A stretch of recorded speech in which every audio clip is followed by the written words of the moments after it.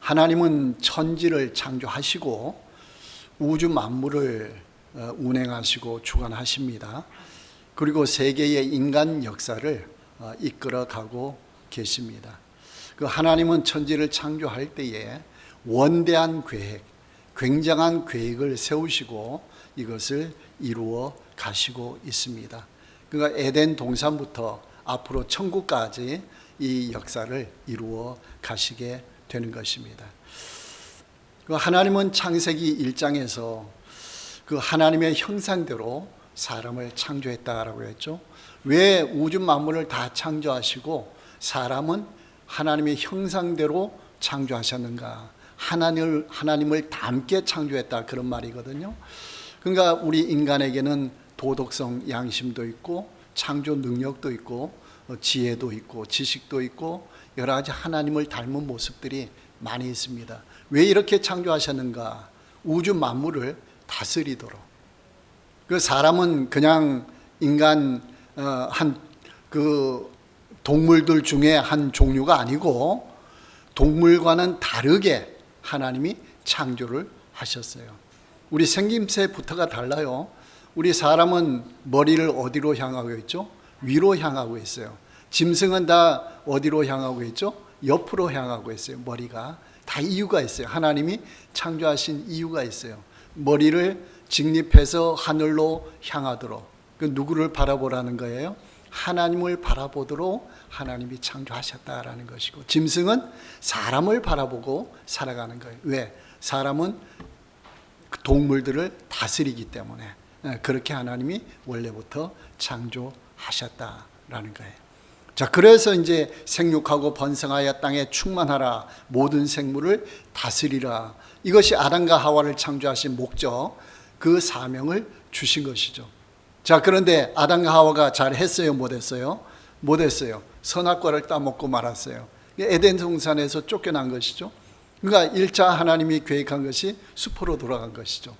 근데 하나님은 포기하셨느냐? 그게 아니고 이제 계속 진행시켜 나가는 거예요. 근데 에덴 동산에서 쫓겨난 사람들이 세월이 흘러 사람들이 많아지면서 점점 어떻게 됐느냐? 죄악이 가득 찼다라고 했어요.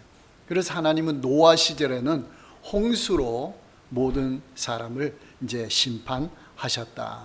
하나님은 회개할 기회를 주시다가 죄악이 가득 찰 때는 홍수 심판을 하게 되시는데, 노아 시절에는 그 홍수로 심판을 하셨다. 그러니까 그 홍수는 그냥 1차적인 우리가 지금 바라보는 하늘에서 비를 내리는 그런 홍수가 아니고 하늘의 모든 구름, 이것이 땅에 다 쏟아지는 거예요. 그 전에는 하늘이 구름으로 덮여 있어갖고 온화했어요. 온화하게 그 기후가 지속된 거예요. 궁창의 하늘 그 구름으로 덮였고 그런 상태였죠. 그런데 그런 물이 다 쏟아지고 땅에서도 깊음에서 샘물이 솟아났다. 그 지진이 일어나고 해일이 일어나고 온 천지가 그냥 세계가 그냥 엉망진창으로 되는 그런 거예요. 그러니까 지금 현재 보이는 세계는 홍수 후에 형성된 세계예요. 그러니까 창조 세계가 아니고 1차 창조 세계가 아니고 홍수 후에 나타난 세계예요. 그러니까 산들이 높아지고 땅이 바다로 깊이 들어간 곳은 바다가 되고 이런 대륙이 갈라지고 그런 역사들이 언제 일어났느냐? 성경 역사를 보면은 노아 홍수 시절에 그런 일이 발생했다라는 거예요. 자, 그래서 하나님은 모든 걸 다 멸절하고 심판하고 끝내셨느냐? 그게 아니고 누구를 살려주셨죠? 노아 가족을, 8명의 가족을 살려줘서 동일하게 그 아담에게 주신 명령과 동일하게 이제 하십니다. 그 9장 1절에 보면은 창세기 9장 1절, 하나님이 노아와 그 아들들에게 복을 주시며 그들에게 이르시되 생육하고 번성하여 땅에 충만하라. 이건 아담과 하와에게 주신 말씀과 동일하죠. 그러니까 아담에게 주셨던 것이 잘 안 되었는데 이걸 이제 누구에게 주신 거예요? 노아에게 주신 거예요. 그 가족에게 주신 거예요. 자, 그래서 사람들이 또 번창해 나가는 거예요. 많아지는 거예요. 그러다가 창세기 11장에 가서는 또 세월이 흘러가지고 어떤 사건이 발생하는 거 아니요? 바벨탑 사건이 발생해요. 바벨탑 사건이 발생하는데 그때도 이제 죄악이 가득 차는 그런 상태죠. 어떤 생각을 했는 거 아니요? 사람들이 성읍과 탑을 건설하여 그 탑 꼭대기를 하늘에 닿게 하여 우리 이름을 내고 온 지면에 흩어짐을 면하자. 이게 그들의 목적이었어요. 바벨탑의 목적. 누구의 이름을 내는 거예요? 인간의 이름. 탑을 꼭대기 하늘에 닿도록 쌓자는 것은 어떤 생각이에요? 하나님을 대적하는 교만한 생각이에요. 그러면서 흩어짐을 면하자, 이 말은 뭔가 아니요? 노아 홍수 시절에 홍수로 멸망당했잖아요. 심판당했잖아요. 그러니까 탑을 높이 쌓아가지고 홍수가 와도 우리가 살 수 있도록 만들자, 그런 생각인 거예요. 그러니까 하나님을 대적하는 생각으로 가득 찬 거예요. 하나님이 그걸 아실까요? 모르실까요? 아시죠. 그래서 어떻게 하셨죠? 자, 저 사람들이 안 되겠다. 우리가 내려가서 언어를 혼자 폐기하여서 탑을 세우지 못하게도록 하자. 그래서 탑을 못 세우고 언어가 말이 소통이 안 되니까 다 흩어져 버렸어요. 그러니까 하나님이 흩어버렸어요. 탑을 쌓고 흩어짐을 면하자라고 시도했는데 하나님은 그냥 흩어버린 거예요. 이게 하나님의 또 심판이 되는 거예요. 자, 흩어진 사람들 중에서 그럼 하나님이 여기서 또 포기하셨느냐? 그게 아니에요. 이제 방법을 달리했어요. 어떤 방법? 전에는 온 사람들을 통해서 하나님 잘 믿도록 그렇게 하려고 했는데 이제는 한 사람을 통해서 역사를 이루어 가셔요. 그게 그 사람이 누구예요? 아브라함. 아브라함을 택해 가지고 그 후손들 이스라엘 민족을 통해서 하나님의 계획을 이루어 가길 원하셨던 거예요. 그래서 창세기 12장 1절부터 3절에 보면은 아브라함을 불러 가지고 세 가지 축복을 주셨죠. 첫 번째는 가나안 땅. 갈대아 우르의 그 지역에 사는 그 우상이 가득한 지역이다. 그러니까 내가 너를 가나안 땅으로 가게 할 것이다. 그런 가나안 땅에 가서 하나님 나라를 건설하고 모든 민족에게 복음을 전해라. 그런 사명을 주신 거예요. 그러니까 땅을 주시고 큰 민족을 이루게 하시고 그게 이스라엘 민족이죠. 그 다음에 세 번째가 뭐예요? 땅의 모든 민족이 너로 말미암아 복을 얻을 것이라 라고 했어요. 이 말은 무슨 말이죠? 이스라엘 민족을 통해서 복음을 전파해서 모든 세계 민족이 하나님을 믿도록 하겠다. 그러니까 하나님이 방법을 달리하신 거예요. 그러니까 아브라함과 이스라엘 민족에게는 사명이 있어요. 사명이. 그 사명이 뭐예요? 세계 복음화시키는, 세계 선교하는 사명이에요. 그래서 이스라엘 백성을 하나님은 특별히 훈련시키는 거예요. 그럼 하나님은 요셉을 통해 이스라엘 민족이 어디로 가게 했죠? 야곱의 가정이 애굽으로 가게 했죠. 고센 땅에 차지하게 해서 거기서 민족으로 형성하도록 했죠. 몇 년 동안 있었어요? 430년 동안. 그러면 어른 남자만 60만 명, 모두 합하면 200만 명. 그러니까 하나의 민족이 형성이 된 것이죠. 그래서 4대 만에 그 가나안 땅으로 돌아오게 하시는 거예요. 그런데 이 이스라엘 백성이 애굽에서 어떻게 했느냐? 에스겔 20장 7절에서 9절 말씀 보면요, 우리는 그 이스라엘 백성이 요셉 이후에 어떤 삶을 살았는지, 마지막에 중노동을 했다, 그건 알고 있지만은 어떤 신앙생활을 했는지 그걸 잘 모르잖아요. 그런데 에스겔서에서는 그걸 설명해 놓았어요. 에스겔 20장 7절에서 9절 보면요, 또 그들에게 이르기를 너희는 눈을 끄는 바 가증한 것을 각기 버리고 애굽의 우상들로 말미암아 스스로 더럽히지 말라. 나는 여호와 너희 하나님이니라 하였으나 그들이 내게 반역하여 내 말을 즐겨 듣지 아니하고 그들의 눈을 끄는 바 가증한 것을 각기 버리지 아니하며 애굽의 우상들을 떠나지 아니하므로 내가 말하기를 내가 애굽 땅에서 그들에게 나의 분노를 쏟으며 그들에게 진노를 이루리라 하였노라. 자, 애굽에서 이스라엘 백성이 하나님을 잘 섬겼어요? 못 섬겼어요? 못 섬겼어요. 거기서 애굽의 우상들을 섬기는 거예요. 몇 년 동안 400년 동안 세월이 지나니까 신앙이 점점 흐려져 가는 거예요. 그래서 하나님은 안 되겠다. 원래 계획은 400년 만에 돌아오려고 가나안 땅으로 오려고 했는데, 야, 여기서 그냥 멸해야 되는 거 아니야?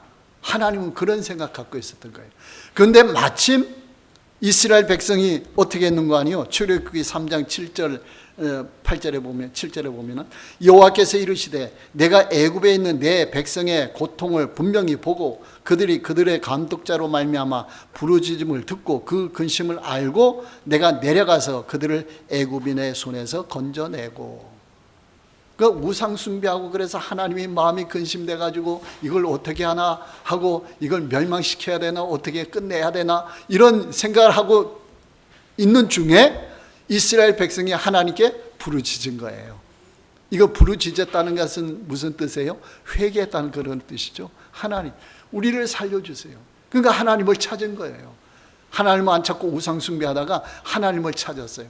그러니까 하나님께서 구출해 주셨다라는 거예요. 그게 이제 400년, 30년 만에. 원래가 400년이잖아요. 그러면 400년 만에 와야 되는데 430년 걸렸잖아요. 그게 이제 이렇게 생각할 수가 있어요. 하나님은 400년 만에 돌아오게 하려고 했는데 회개를 안 하거든요. 그 하나님이 뭘 기다리신 거예요? 회개를 기다리신 거예요. 몇 년 동안요? 30년 동안. 이렇게 볼 수가 있어요. 이건 정답은 아니에요. 정답은 아닌데 이 문맥을 쭉 보면은 그렇게 해석 가능한 거예요. 그러니까 회개하자 말자 하나님이 누구를 준비하신 거예요? 모세를 준비하신 거예요. 모세를 준비해 가지고 가나안 땅으로 돌아오도록 그렇게 하나님이 다 계획을 세웠다라는 거예요. 그러면서 또 하나님이 인도에 낸 이유가 뭐냐? 이게 에스겔 20장 9절 말씀에 보면은 그러나 내가 멸하려고 했으나 그러나 내가 그들이 거주하는 이방인의 눈앞에서 그들에게 나타나 그들을 애굽 땅에서 인도하여 내었나니 이는 내 이름을 위함이라. 내 이름을 그 이방인의 눈앞에서 더럽히지 아니하려고 행하였음이라 했습니다. 애굽에서 인도에 냈어요. 우상 숭배함에도. 그러니까 인도에 낸 게 두 가지 이유예요. 첫 번째는 이스라엘 백성이 부르짖었기 때문에, 회개했기 때문에. 두 번째는 뭔가 아니요? 내 이름을 위하여 인도에 냈다라는 거예요. 그 말은 무슨 뜻인 거 아니요? 하나님은 거짓이 없으시잖아요. 하나님의 명예가 있잖아요. 거짓이 없는데 거짓말하면 안 되잖아요. 약속을 했는데 약속을 안 지키면 안 되잖아요. 그러니까 아브라함에게 약속했죠. 애굽에 가서 4대 만에 400년 만에 돌아오리라 했잖아요. 그럼 약속을 지켜야 돼요. 그러니까 두 가지 이유로. 그러니까 두 가지 이유를 충족하기 위해서 몇 년이 더 걸렸다고요? 해석할 수 있기를 30년이 더 걸렸다. 이렇게 볼 수가 있는 거예요. 아니면 약속대로 하면 어떻게 해요? 400년 만에 딱 가나안 땅으로 데리고 와야 되잖아요. 그런데 부르짖을 때까지 기다리셨다.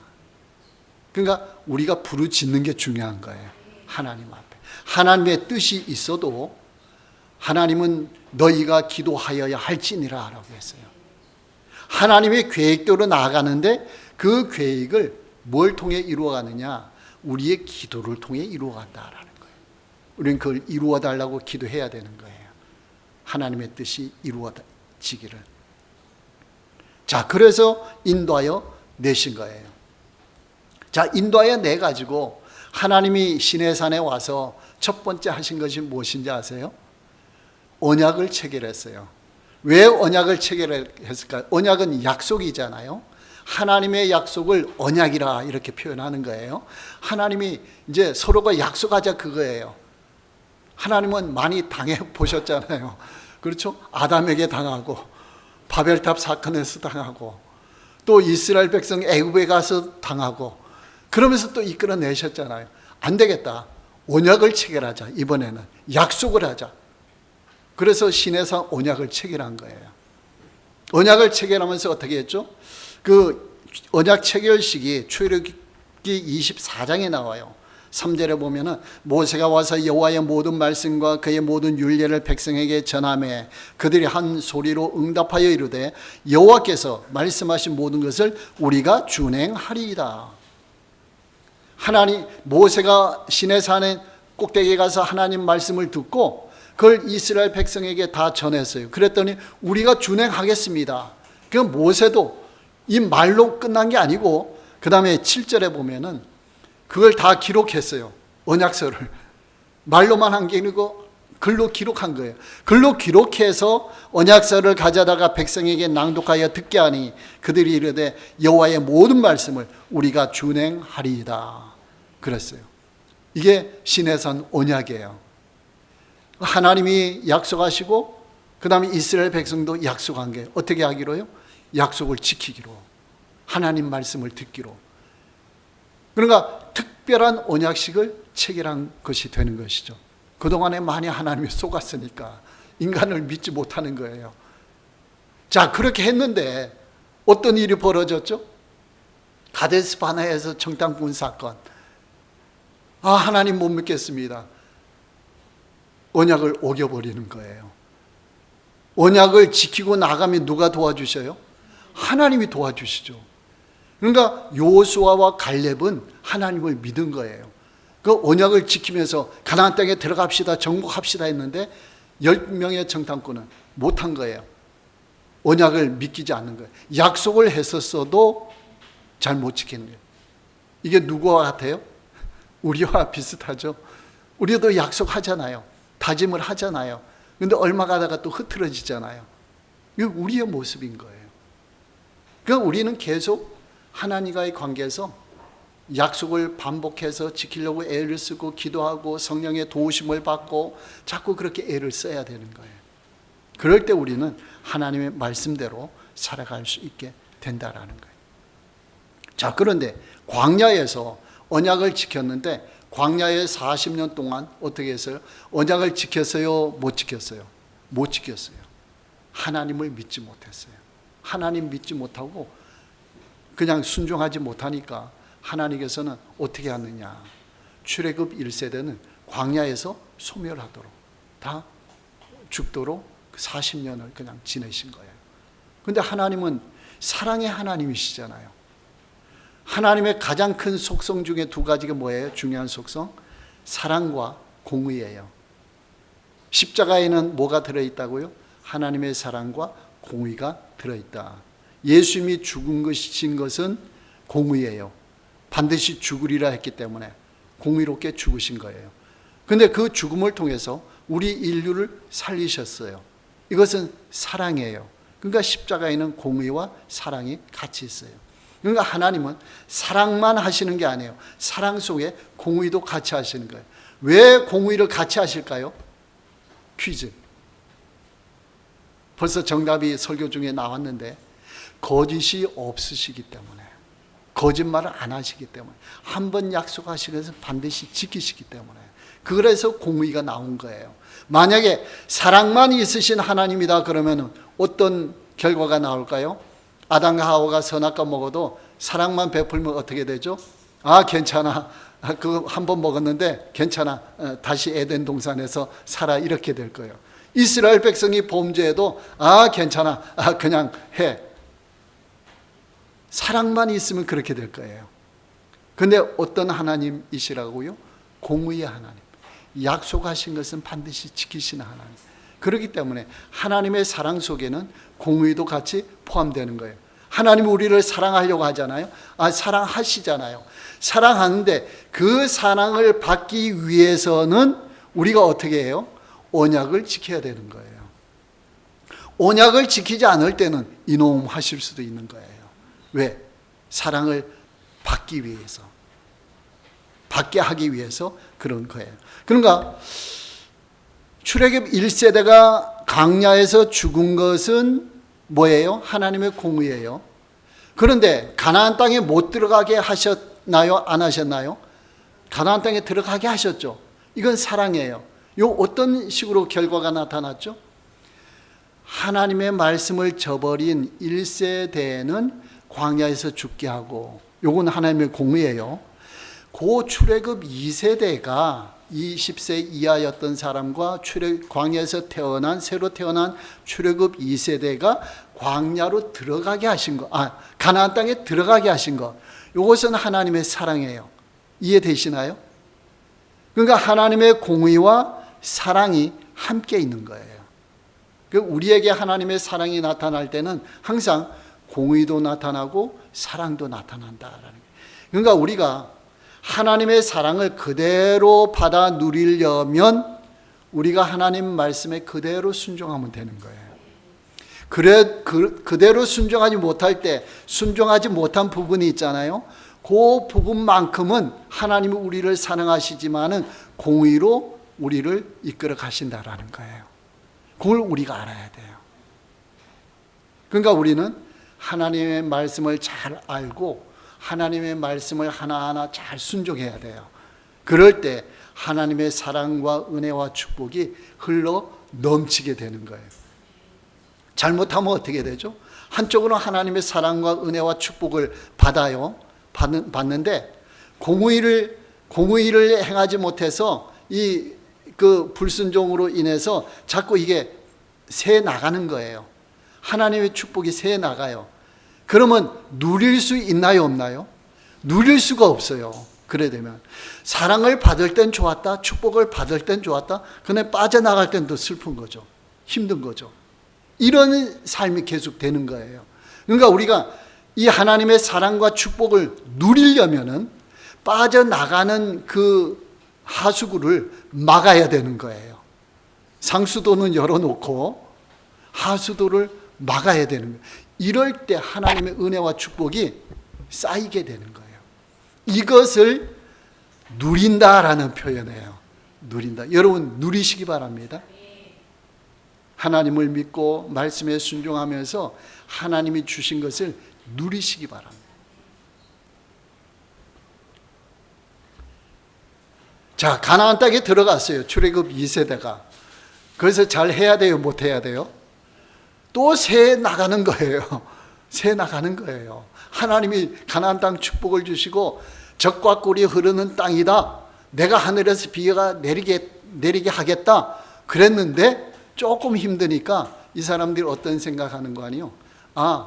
가나안 땅 다른 사람들 보니까 바알신, 아세라신을 섬겨도 잘 살고 있네. 하나님만 섬기지 않아도 되네. 이런 생각이 드는 거예요. 그러니까 하나님의 축복도 누리고 바알과 아세라가 주는 축복도 누리자. 이러면서 바알신을 또 섬기는 거예요. 그 바알신은 풍요의 신이거든요. 농사가 잘 되게 하는 신이거든요. 그러니까 우리 농사가 잘 되게 해야지. 농사가 조금만 안 되면은 하나님께 가서 기도하는 게 아니고 어디로 가는 거예요? 바알신에게 가는 거예요. 이게 점점 많아지다 보니까 막 산당을 세워놓고 그 바알신당을 세워놓고 심지어는 심할 때는 예루살렘 성전에 바알신당을 세웠어요. 신상을 세웠어요. 이런 일까지 벌어진 거예요. 자, 하나님의 축복을 누릴 수 있어요, 없어요? 누리지 못하는 거예요. 그래서 이게 오히려 심해지니까 하나님이 어떻게 하신다는 거예요? 안 되겠다. 하나님의 공의가 또 발휘가 된다라는 거예요. 그래서 예레미야 선지자에게 예레미야 1장 13절 16절 예레미야 선지자는 그 남유다가 바벨론에게 멸망당하기 20년 전부터 예언 활동한 거예요. 너희가 이렇게 가면 멸망당한다. 바벨론에게 멸망당한다. 이걸 예레미야 1장에서부터 얘기했어요. 1장 13절에 보면 여호와의 말씀이 다시 내게 임하니라. 이르시되 네가 무엇을 보느냐. 대답하되 끓는 가마를 보나이다. 그 윗면이 북에서부터 기울어졌나이다 하니 여호와께서 내게 이르시되 재앙이 북방에서 일어나 이 땅의 모든 주민들에게 부어지리라.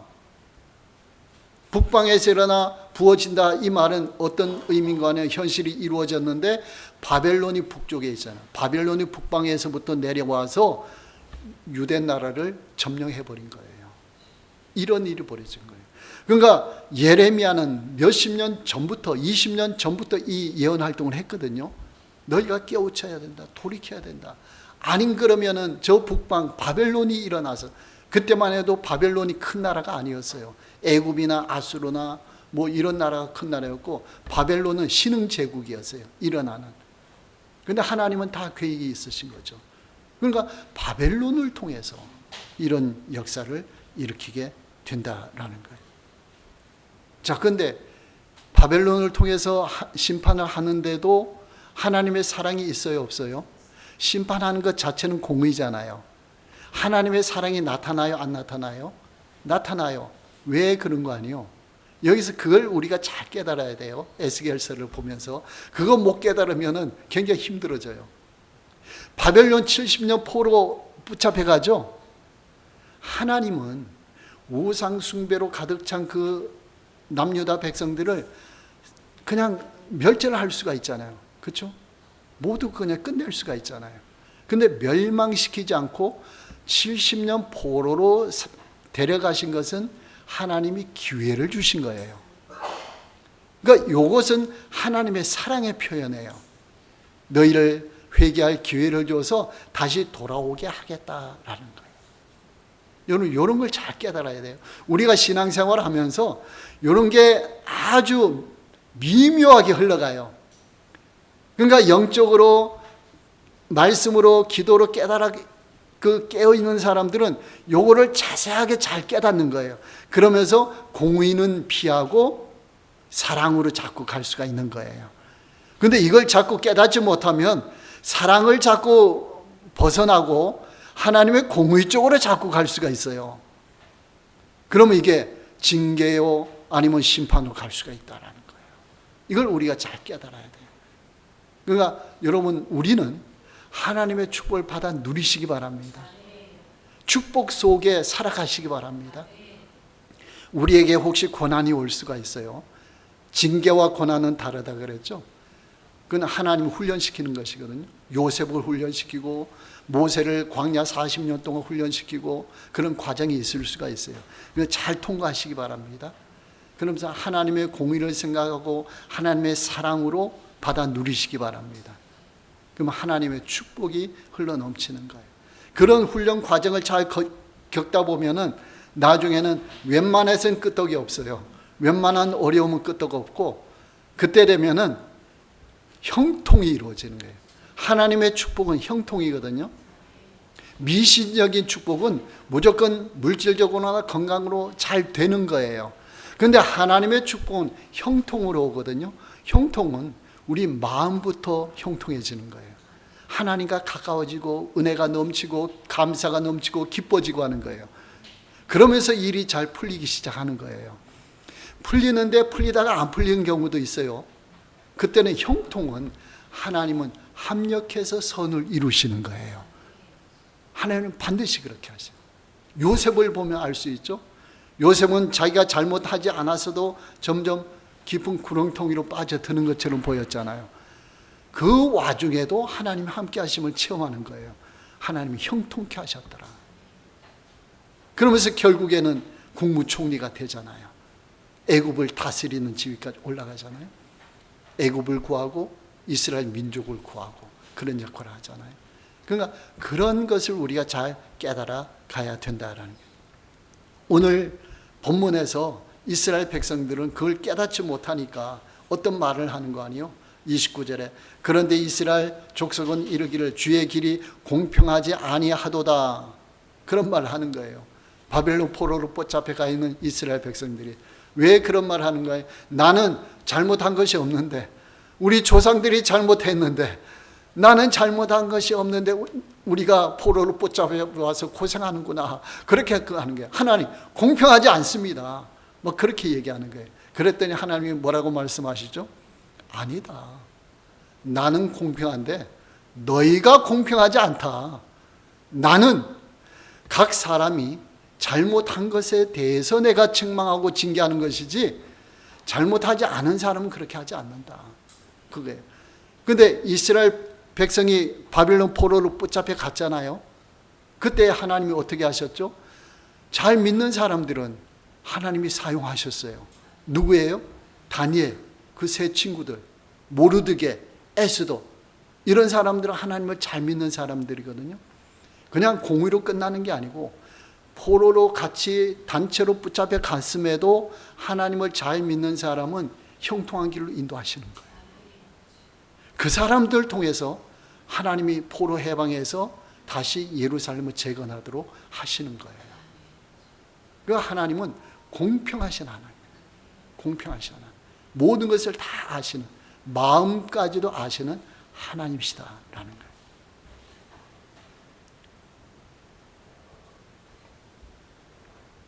이사야서 55장 7절에서 9절 보면요, 이사야서는 그 북이스라엘이 아수르에게 멸망당할 때 선지자예요. 지금부터 이 에스겔 시대부터 150년 전에 활동했던 사람이에요. 북이스라엘, 그 이스라엘 전체에게 그 예언의 말씀하시는, 그때 뭐라고 했는가 아니요, 악인은 그의 길을, 불의한 자는 그의 생각을 버리고 여호와께로 돌아오라. 그리하면 그가 긍휼히 여기시리라. 우리 하나님께로 돌아오라. 그가 너그럽게 용서하시리라. 그랬어요. 이건 누구한테 한 거예요? 북이스라엘. 근데 돌아왔어요? 안 돌아왔어요? 안 돌아왔어요. 그러니까 아수르에게 침략당해서 멸망당한 거예요. 징계를 받은 거예요. 그러니까 남유다가 그걸 교훈 삼아야 되죠. 이사야 선지자의 말씀을. 그러면서 하나님이 말씀하시기를, 이는 내 생각이 너희 생각과 다르며 내 길은 너희 길과 다름이니라. 이는 하늘이 땅보다 높음 같이 내 길은 너희의 길보다 높으며 내 생각은 너희의 생각보다 높음이니라. 내 생각, 하나님의 생각은 인간 너희의 생각보다 차원이 다르다라는 거예요. 너희는 그렇게 생각하느냐? 아니다. 나는 높이 원대하게 에덴 동산부터 천국까지 다 계획을 세워놓고 너희를 인도하고 있는 중이야. 너는 순간순간 이것만 보고 그럴 것이 아니고 내 원대한 계획을 보고 순종하면 돼. 따라오면 돼. 이게 축복의 길이야. 이것을 하나님이 말씀해 주시는 거예요. 그래서 31절 오늘 본문 보면요, 하나님이 그런 이스라엘 백성에게 길을 가르쳐 주셔요. 이게 사랑의 하나님을 또 우리가 발견할 수 있는 거예요. 너희는 너희가 범한 모든 죄악을 버리고 마음과 영을 새롭게 할지어다 라고 했어요. 죄악을 버리고 마음과 영을 새롭게 할지어다. 이게 살아나는 길이다. 징계를 벗어나는 길이다. 그러니까 이스라엘 백성이 애굽에 가서 죄악을 버리고 마음과 영을 새롭게 했더니 하나님이 인도해 내셨죠. 10가지 재앙을 통해 인도해 내셨죠. 그러니까 이렇게 새롭게 하면은 하나님이 어떻게 해요? 바벨론 포로에서 해방시켜 주는 거예요. 몇 년 약속하셨죠? 70년. 그러니까 거기에서 회개한 사람들, 마음과 영을 새롭게 한 사람들이 있어요. 그 사람들이 누군가 아니요, 바벨론 포로에서 돌아온 사람들이에요. 스룹바벨, 에스라, 느헤미야, 거기에 따라온 한 5만 명 되는 그 사람들, 이 사람들은 마음과 영을 새롭게 한 사람들이에요. 이 사람들을 통해서 하나님께 예루살렘을 다시 회복시키신 거예요. 70년 만에 돌아오게 하신 거예요. 우리에게도 그러한 은혜와 축복이 있는 줄로 믿습니다. 우리가 마음과 영을 새롭게 하면서 나아가면은 하나님께서 그 때에 맞게 하나님의 역사를 이루어 주신다라는 거예요. 시절이 어렵고 환경이 어렵고 모든 사람들이 이러쿵저러쿵 여러 가지 상황이 발생해요. 그런데 우리는 누구를 바라보고 가야 돼요? 하나님 바라보고 말씀을 따라가는 거죠. 그러면 하나님의 때에 하나님의 역사가 이루어나게 된다, 이루어지게 된다라는 거예요. 하나님은 이렇게 하는 사람들을 통해서 역사를 이루어가요. 그러니까 우리가 하나님의 역사를 잘 살펴보시기 바랍니다. 아담과 하와, 그 다음에 그 후에 에녹, 그런 사람, 믿음의 사람들, 노아, 그 다음에 아브라함, 그 욥, 이스라엘 백성들도 그렇게 민족으로 형성됐지만은 많은 사람들이 멸망당했어요. 근데 남은 자들이 있어요. 하나님을 잘 믿는 남은 자들이 있어요. 그 사람들을 통해서 하나님의 역사를 이루어 가는 거예요. 오늘날 지금 시절에도 하나님이 그 역사 원리대로 이루어 가시는 거예요. 많은 사람들이 있다 할지라도 하나님은 중심을 보시는 거예요. 하나님 믿는 자, 말씀에 순종하시는 자를 보시는 거예요. 그 사람들을 통해서 역사를 이루어 가시는 거예요. 그러니까 우리는 사람을 보고 환경을 보는 게 아니고 하나님만 보는 거예요. 우리 속에 뭐만 있으면 돼요? 믿음만 있으면 돼요. 말씀만 있으면 돼요. 그럼 하나님께서 역사를 이루어 가신다라는 거예요. 이것을 믿는 것이 믿음이에요. 믿는 것이 믿음이에요. 이 믿음의 길을 가는 사람이 남은 자가 되는 거예요. 남은 자가 되는 거예요. 하나님이 이 남은 자를 통해서 역사를 이루어 가신다라는 거예요.